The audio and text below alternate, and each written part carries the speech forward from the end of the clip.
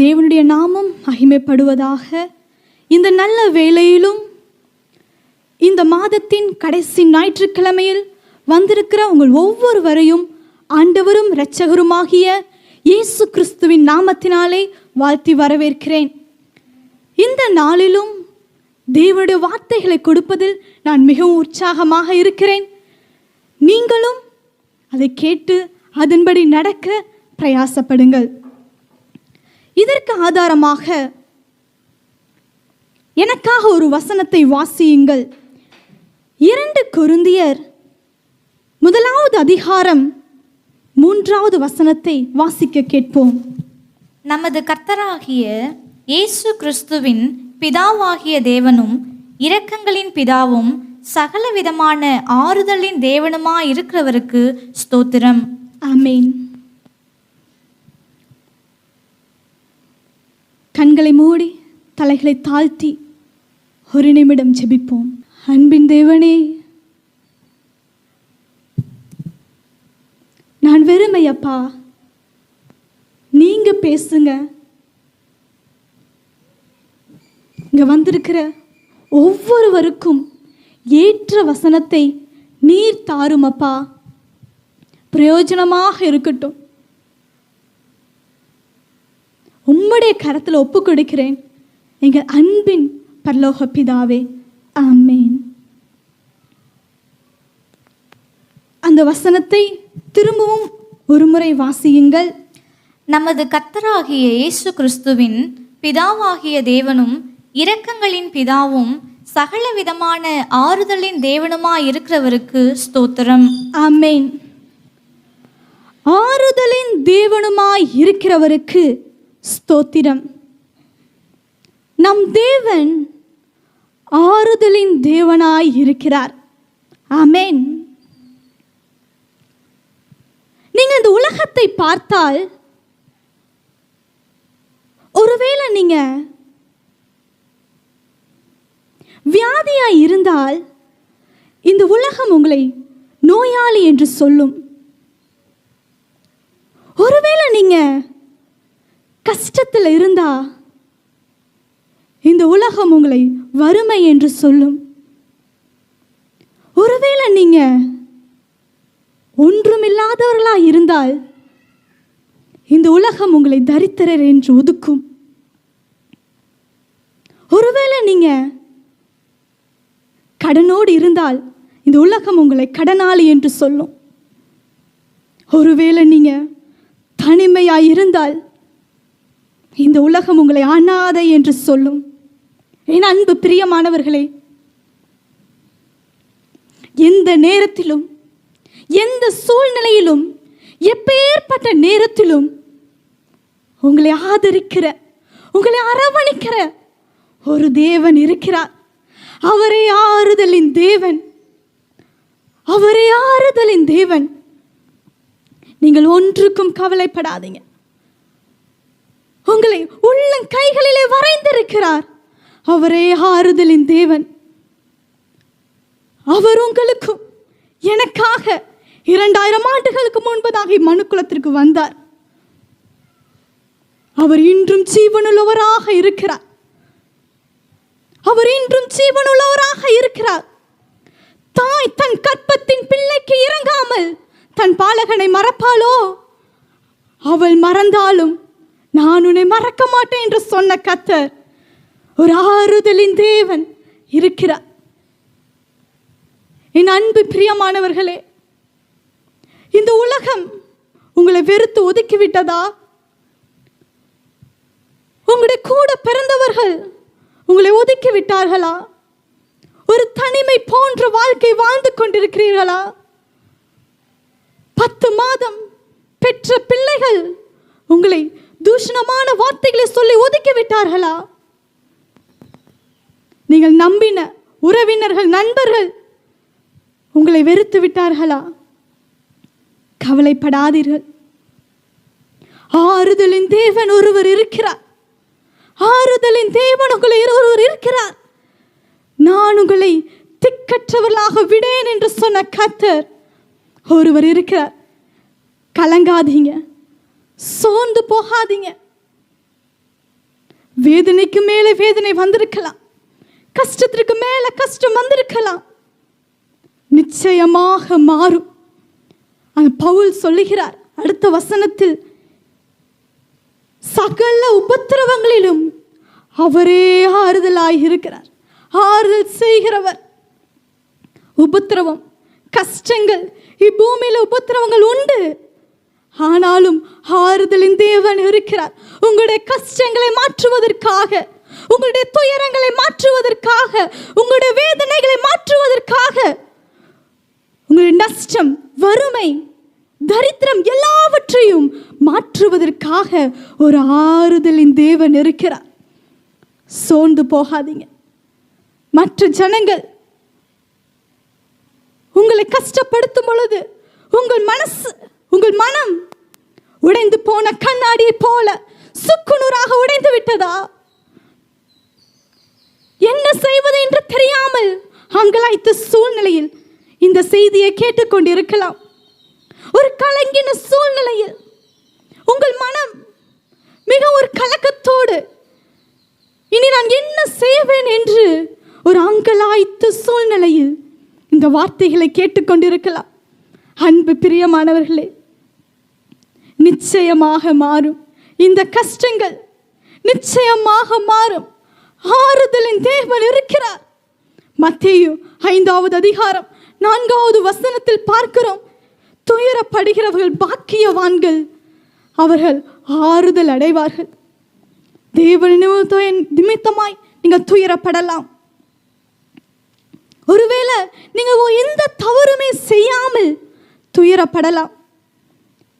எந்த குற்றமுமே செய்யாமல் உங்களை கஷ்டப்படுத்தலாம், கண்ணீர் வடிக்க வைக்கலாம். கவலைப்படாதீர்கள். ஆறுதலின் தேவன் இருக்கிறார். அவர் உங்களுக்கு ஆதரவாக இருப்பார், ஆறுதலாக இருப்பார்.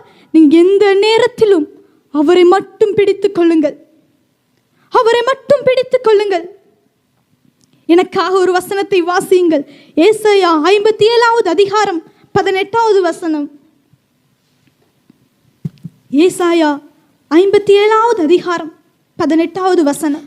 அவர்கள் வழிகளை நான் பார்த்து, அவர்கள் வழிகளை நான் பார்த்து அவர்களை குணமாக்குவேன், அவர்களை குணமாக்குவேன், அவர்களை நடத்தி, அவர்களை நடத்தி திரும்பவும் திரும்பவும் அவர்களுக்கும் அவர்களுக்கும் அவர்களிலே துக்கப்படுகிறவர்களுக்கும் அவர்களிலே துக்கப்படுகிறவர்களுக்கும் ஆறுதல் அளிப்பேன், ஆறுதல் அளிப்பேன்.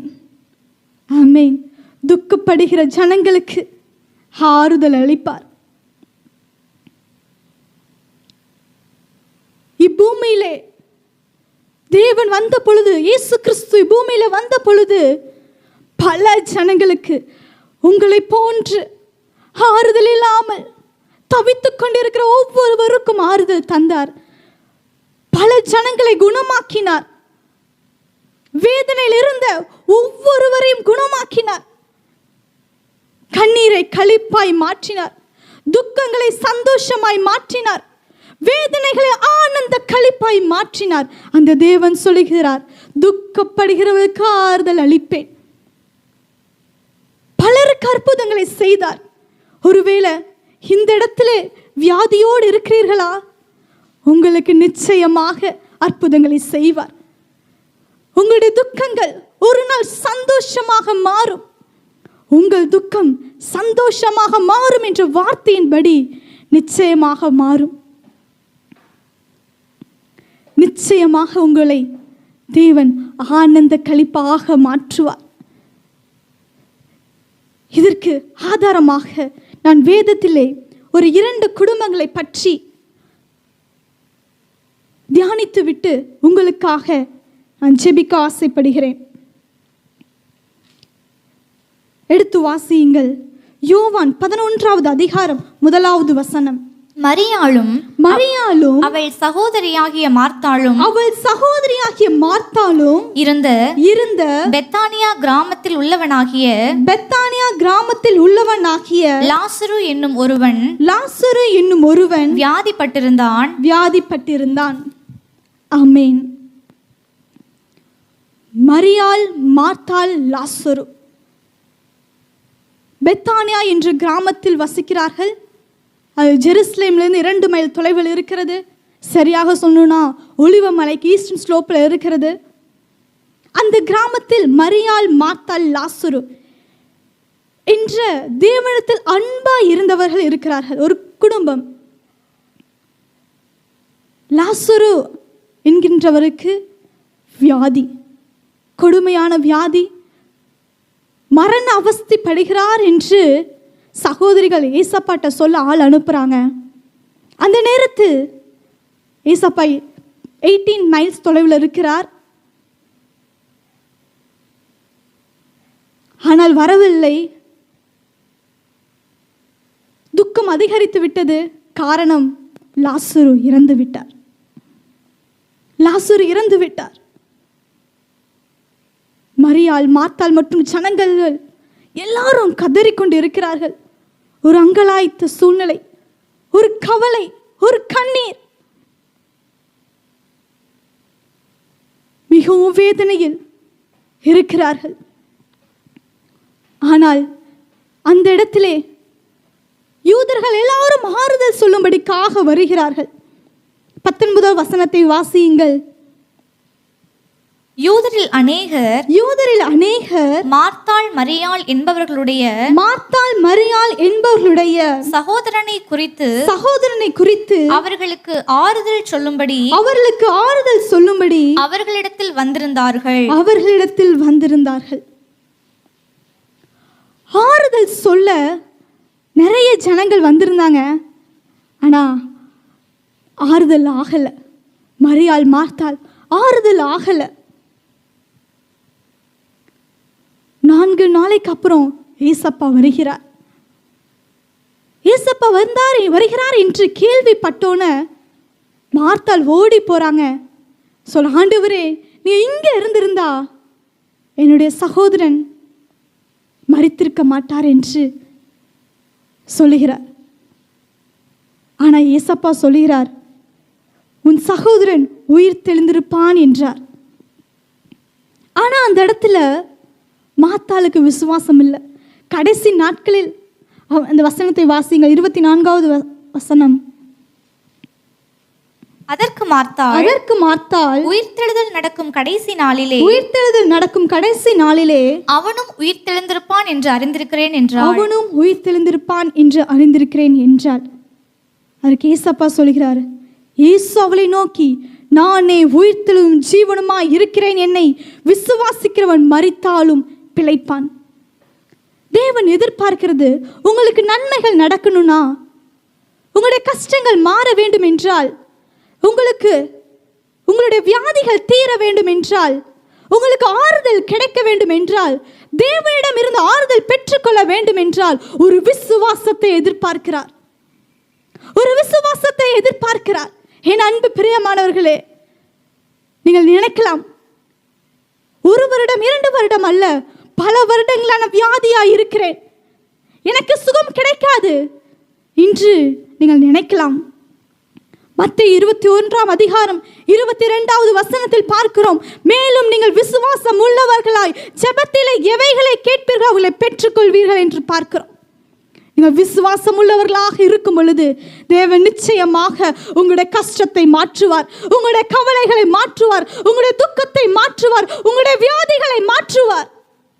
நீங்கள் விசுவாசம் உள்ளவர்களாய் இருங்கள். நிச்சயமாக அவர் மாற்றுவார். அவர் அற்புதம் செய்வதற்காக வந்துட்டார். ஆனால் அங்கே ஒரு விசுவாசத்தை பார்க்க முடியவில்லை. இந்த வார்த்தைகள்லாம் சொன்ன பிறகுதான் ஒரு விசுவாசம் வருகிறது. ஓடி போய் மரியாளை கூப்பிடுறாங்க. மரியாள் வந்தோன முகங்குப்புற விழுந்து, ஆண்டவரே, அவர்களும் அதான் சொல்லுகிறார்கள், நீ இங்கே இருந்தீரானால் என் சகோதரன் மரிக்க மாட்டான். எல்லாரும் அழுகிறாங்க. ஒரே சத்தம், அழுகையின் சத்தம். எல்லா ஜனங்கள் அழுகிறாங்க. அந்த இடத்துல ஏசப்பா என்ன செய்தார் தெரியுங்களா? இயேசு கண்ணீர் விட்டார். அவர்தான் ஆறுதலின் தேவன்.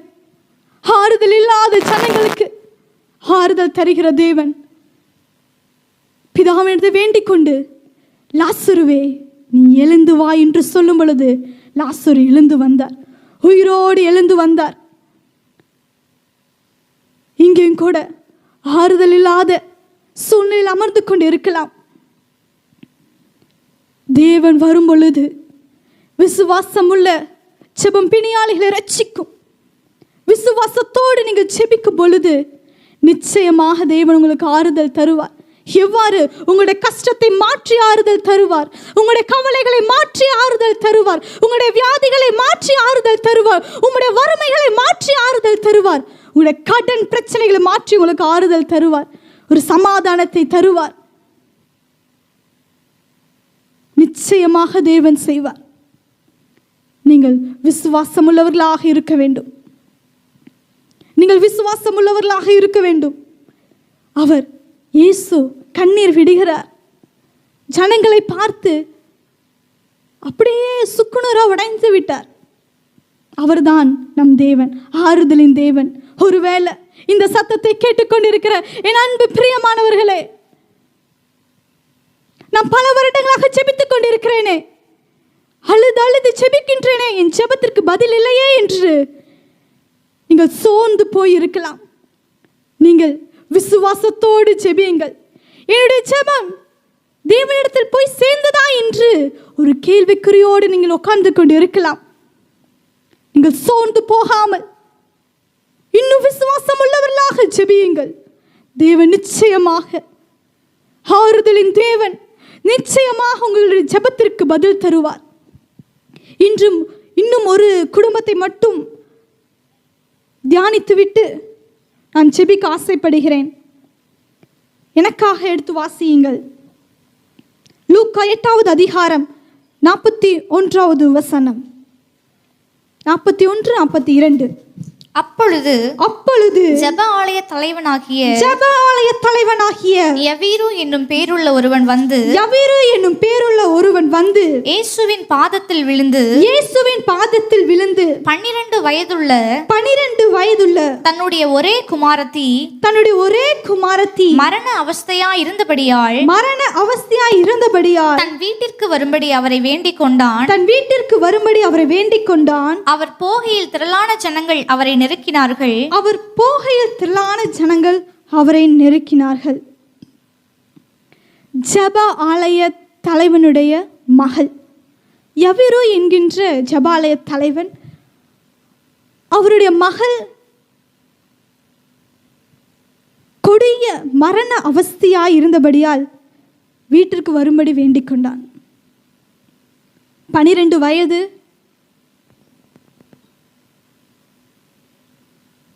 மிகவும் வியாதியோடு கஷ்டப்பட்டு கொண்டிருக்கிறார், மரண அவஸ்தைப்படுகிறார்.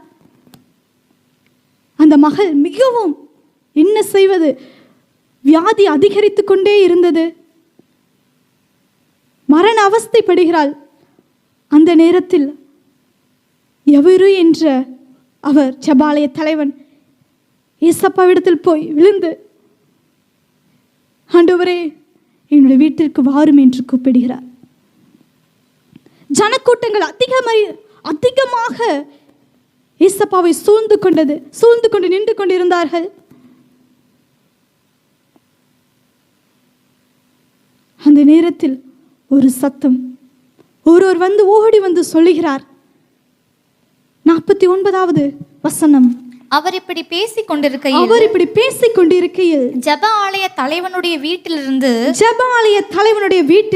ஒருவன் வந்து அவனை நோக்கி உம்முடைய குமாரத்தி மரித்து போனால் போதகரை வருத்தப்படுத்த வேண்டாம் என்றார். என் அன்பு பிரியமானவர்களே,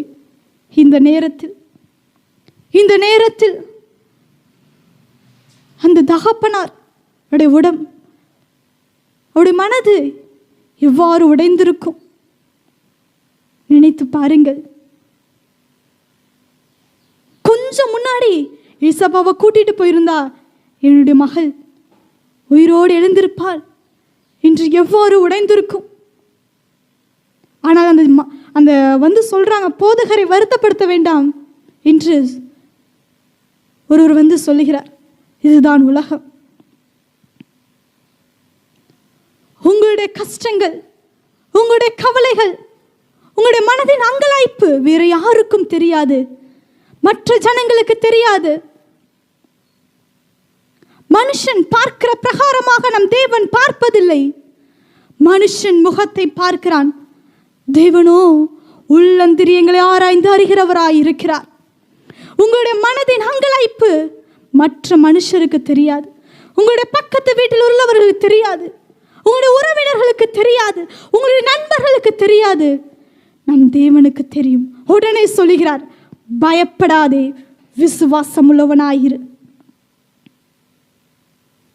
ஒருவேளை இந்த இடத்தில் பயந்த சூழ்நிலையில் இருக்கலாம். என்னுடைய குடும்பத்தில் ஒரு நன்மை நடக்காதா?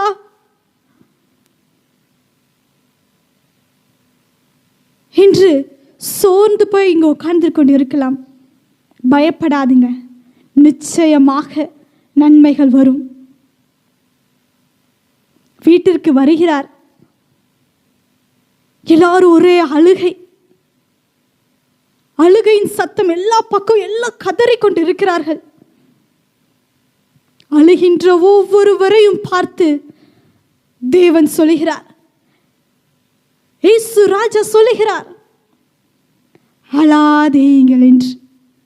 என் அன்பு பிரியமானவர்களே, இந்த சத்தத்தை கேட்டுக்கொண்டிருக்கிற என் அன்பு பிரியமானவர்களே, சிறு குழந்தையே, பெரியவர்களே, முதியவர்களே, உங்களை பார்த்து தேவன் சொல்லுகிறார், ஒருவேளை அழுது கொண்டு கேட்டுக்கொண்டிருக்கிறீர்களா?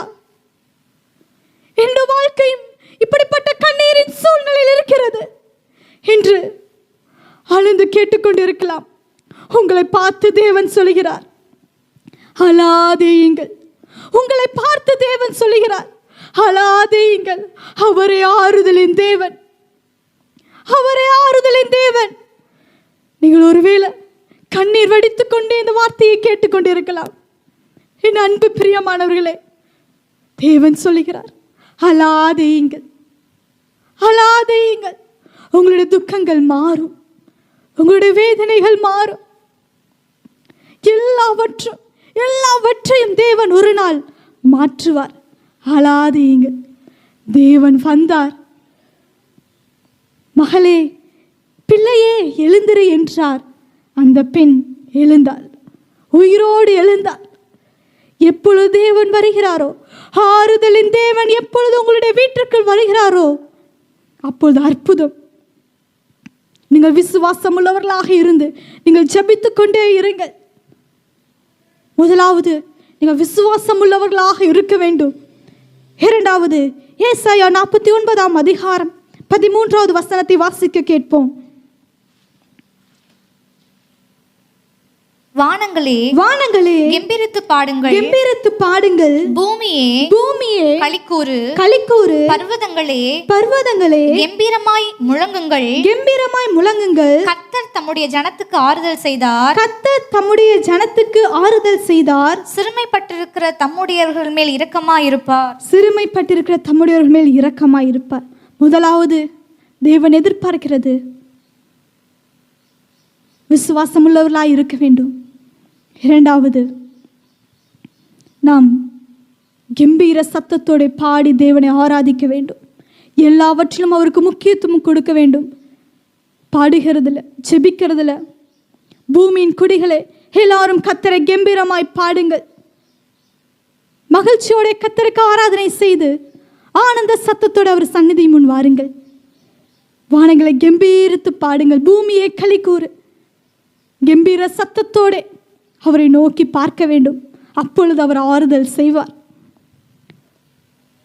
1 சாமுவேல் 16வது அதிகாரம் 23வது வசனத்தையும் வாசியுங்கள். அப்படியே தேவனால் விடப்பட்ட ஆவி சவுலை பிடிக்கும் பொழுது தாவீது சுரமண்டலத்தை எடுத்து தன் கையினால் வாசிப்பான். அதனாலே பொல்லாத ஆவி அவனை விட்டு நீங்க சவுல் ஆறுதல் அடைந்து சொஸ்தமாவான். ஆமென். சுரமண்டலங்களை எடுத்து வாசிக்கும் பொழுது சவுலுக்குள் இருந்த அசுத்த ஆவி விலகி ஓடினது. அவன் சுகம் பெறுகிறார், ஆறுதல் அடைகிறார். என் அன்பு பிரியமானவர்களே, தேவன் உங்களிடத்தில் இதை எதிர்பார்க்கிறார். தேவனை துதிக்க வேண்டும், பாட வேண்டும். எல்லாவற்றிலும் அவருக்கு முக்கியத்துவம் கொடுக்கும் பொழுது தேவன் நிச்சயமாக உங்களுக்கு ஆறுதல் தருவார். பாடுகின்ற வேளையில் உங்களுக்கு ஆறுதல் தருவார். உங்களுடைய கஷ்டங்களை மாற்றி உங்களுக்கு ஆறுதல் தருவார். விசுவாசம் உள்ளவர்களாக இன்னும் அவர் மேலே விசுவாசம் உள்ளவர்களாக ஜெபிக்கும் பொழுது தேவன் நிச்சயமாக உங்களுடைய ஜெபங்களுக்கு பதில் தருவார். சோர்ந்து போகாதீங்க. உங்களையும் என்னையும் அவர் உள்ளங்கைகளிலே வரைந்திருக்கிற தேவன் நிச்சயமாக உங்களுக்கு ஆறுதல் செய்வார். நிச்சயமாக அவர் ஆறுதல் தருவார். என் அன்பு பிரியமானவர்களே, இந்த சத்தத்தை கேட்டுக்கொண்டிருக்கிற என் அன்பு சகோதர சகோதரிகளே, கவலைப்படாதீர்கள், சோர்ந்து போகாதீங்க. கலங்கின சூழ்நிலை கேட்டுக்கொண்டிருக்கலாம். ஆறுதலின் தேவன் ஒருவர் இருக்கிறார். ஆறுதலின் தேவன் ஒருவர் இருக்கிறார்.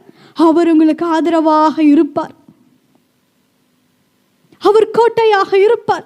அவர் துருகமாக இருப்பார். சோர்ந்து போகாதீங்க. நான் உன்னை விட்டு விலகுவதும் இல்லை, உன்னை கைவிடுவதும் இல்லை என்று சொன்ன கர்த்தர் ஒருவர் இருக்கிறார். அவரே ஆறுதலின் தேவன். உங்களுடைய கஷ்டங்கள், உங்களுடைய வேதனைகள், உங்களுடைய பாடுகள், உங்களுடைய நஷ்டங்கள், உங்களுடைய வறுமைகள், உங்களுடைய வியாதிகள், உங்களுடைய கடன் பிரச்சனை எல்லாவற்றையும் தேவன் நிச்சயமாக ஒரு நாள் மாற்றுவார். கஷ்டப்படும் பொழுது, துயரப்படும் பொழுது தேவனை நோக்கி பாருங்கள். ஒவ்வொரு நேரமும் அவரை துதித்து அவர் மேல் விசுவாசம் உள்ளவர்களாய் நீங்கள் ஜெபத்திலே கேட்கும் பொழுது ஆறுதலின் தேவன் உங்களுடைய மனதில் ஃபுல்லாக வந்து சரௌண்ட் ஆயிடுவார். ஆறுதலாக இருப்பார். சோர்ந்து போகாதீங்க. என் அன்பு பிரியமானவர்களே, இந்த வார்த்தை உங்களுக்கு பிரயோஜனமாக இருக்கும் என்று விசுவாசிக்கிறேன். ஆறுதல் இல்லாமல் வந்திருக்கிற உங்களை பார்த்து தேவன் சொல்லுகிறார், அழாதேங்கள் என்று, பயப்படாதே என்று சொல்லுகிறார். நீங்கள் விசுவாசம் உள்ளவர்களாக இருக்க வேண்டும். நீங்கள் விசுவாசம் உள்ளவர்களாக இருக்கும் பொழுது தேவன் நிச்சயமாக உங்களுக்கு ஆறுதலாக இருப்பார். ஜெபிப்போமா? எல்லாரும் கண்களை மூடி ஜெபியுங்கள். தேவனை நோக்கி பாருங்கள்.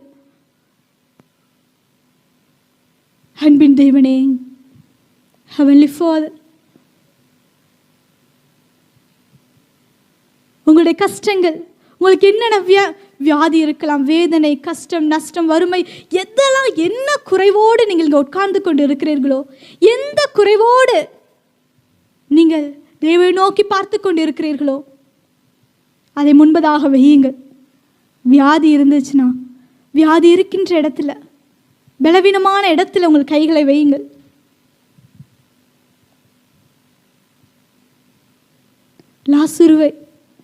லாசருக்கு அற்புதத்தை செய்த தேவன், யவீரு என்கின்ற ஜெபாலய தலைவனுடைய மகளுக்கு அற்புதத்தை செய்த தேவன் நிச்சயமாக செய்வார். பல வருடங்களாக இருக்கலாம், வியாதி பல வருடங்களாக இருக்கலாம், கஷ்டங்கள் பல வருடங்களாக இருக்கலாம். தேவனை நோக்கி பாருங்கள். ஆறுதலின் தேவன் உங்களுடைய அறைக்குள் கடந்து வந்திருக்கிறார். ஆறுதலின் தேவன் உங்களுக்கு அற்புதங்களை செய்யும்படிக்காக கடந்து வந்திருக்கிறார். உங்களுடைய கஷ்டங்களை மாற்றுவதற்காக அவர் இப்பொழுது உங்களுடைய அறைக்குள் கடந்து வந்திருக்கிறார். விசுவாசம் உள்ளவர்களாக ஜெபியுங்கள். தேவனை நோக்கி பாருங்கள். ஆண்டவரே, என்னுடைய கஷ்டத்தை மாற்றும் என்று இப்பொழுது கேளுங்க. இன்னும் விசுவாசம் உள்ளவர்களாக நீங்க கேட்கும் பொழுது தேவன் நிச்சயமாக உங்களுக்கு ஆறுதலாக இருப்பார். ஆறுதல் தருவார். உங்களுடைய கஷ்டங்களை மாற்றி உங்களுக்கு ஆறுதல் தருவார். உங்களுடைய வேதனைகளை மாற்றி உங்களுக்கு ஆறுதல் தருவார். உங்களுடைய வியாதிகளை மாற்றி அவர் ஆறுதல் தருவார். ஜெபிப்போமா? அன்பின் பரலோக பிதாவே, இந்த நல்ல வேலைக்காக உம்மை ஸ்தோத்திரிக்கிறேன், துதிக்கிறேன் அப்பா. ஆவியானவரே, உம்முடைய வார்த்தைகளை சொல்லி இருக்கிறேன் அப்பா. ஆண்டவரே, ஆறுதல் இல்லாமல் இந்த இடத்தில் முழங்கால் படியிட்டுக் கொண்டிருக்கிற ஒவ்வொருவரின் நினைவு கூறுகிறேன் அப்பா. ஆண்டவரே, ஒரு விசை அவனுடைய குறைகளை மாற்றும் அப்பா, கவலைகளை மாற்றும் அப்பா. ஒரு ஆனந்த சந்தோஷத்தை, களிப்பை தாரும் அப்பா. இங்கு ஆறுதலின் தேவன் அவர்களுக்கு ஆறுதலாக இரு. ஆவியானவரே,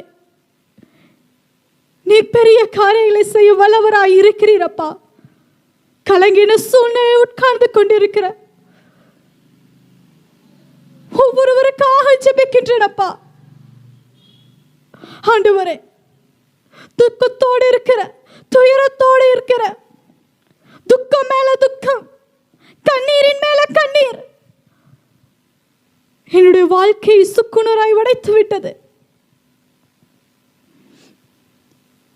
என்னுடைய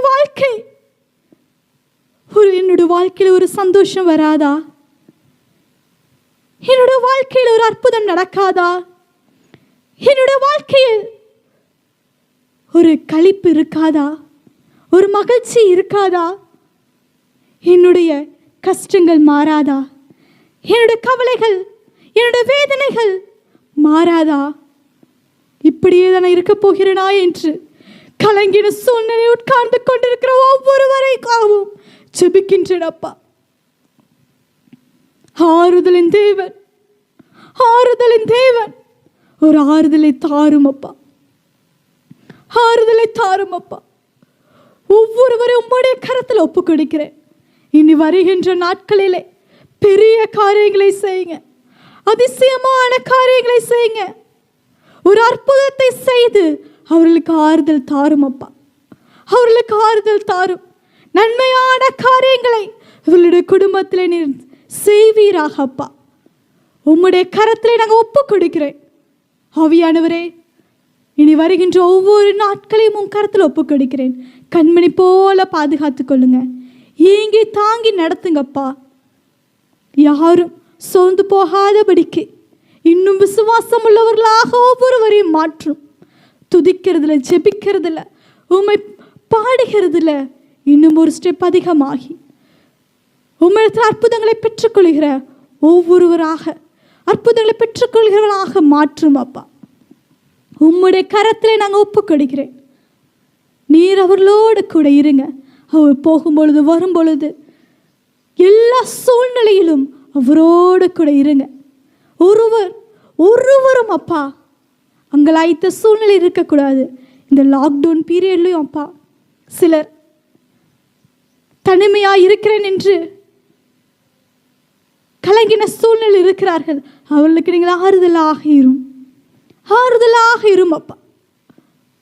நீரே அவர்களோடு கூட இருங்க. ஒரு குறைவில்லாமல் நடத்துங்க.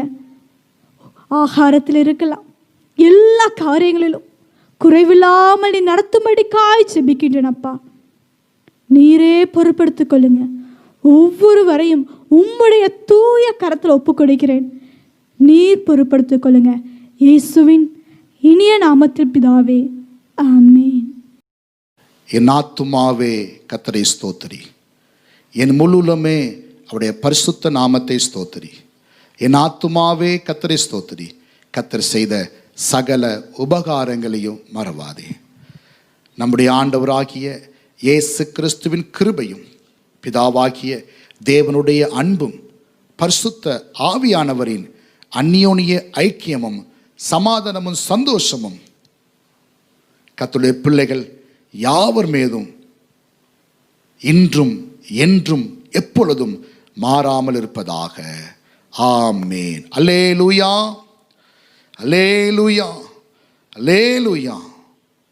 கர்த்தர் தாமே உங்கள் ஒவ்வொருவரையும் ஆசீர்வதிப்பாராக. ஆண்டவருக்கு மகிமை உண்டாகட்டும். கர்த்தருக்கு மகிமை உண்டாகும். நிச்சயம் கர்த்தர் பெரிய காரியம் செய்வார். கர்த்தர் நல்லவர்.